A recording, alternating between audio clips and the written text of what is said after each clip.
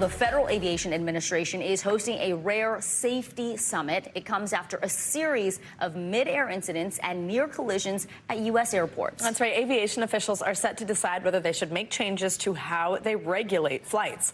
MSNBC anchor Lindsey Reiser joins us on this now. Hi, Lindsey. Okay, there's been so many things that have happened up on the sky, on the tarmac, that everybody's just like wigging out over planes right now.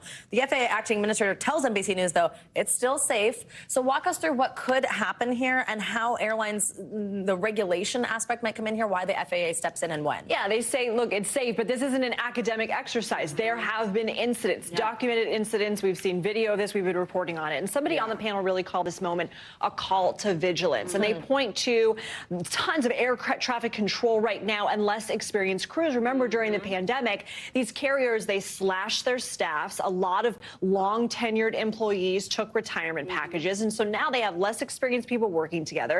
They say they need more training. And we did hear from both the NTSB chair and Transportation Secretary about why this is so important right now. Let's listen.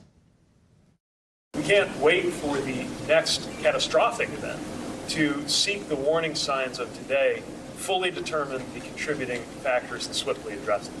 These recent incidents must serve as a wake-up call. Too often, we've seen the federal government and industry act after an accident, after lives are lost, once the headlines are made. So obviously they're also pointing to the fact that things recovered really quickly after COVID, faster than they realized. So people on the panel, they're calling for more funding from Congress. And someone even said the funding that they're getting is kind of piecemeal. They want to see longer term funding packages. And Sully Sullenberger spoke about that, too, having some continuity, actual administrators that are there permanently, not just a series of acting administrators.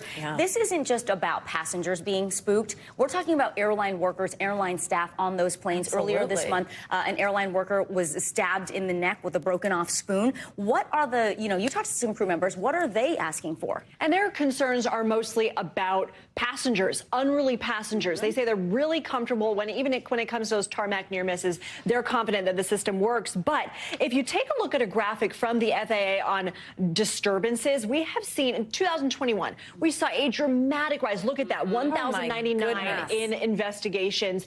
Most of these were, of course, about masks, but you can also see the numbers. They're still really high in 2022. And so basically they want to see a national no-fly list for unruly passengers. And they'd also like to see required mandatory self-defense training. That seems like something that should happen right now. I know. Just share It's voluntary, the but they have to do it in their own time. They want it required. That's really good to know. All right, MSNBC anchor Lindsey Reiser, as always, great to have you. Thank you.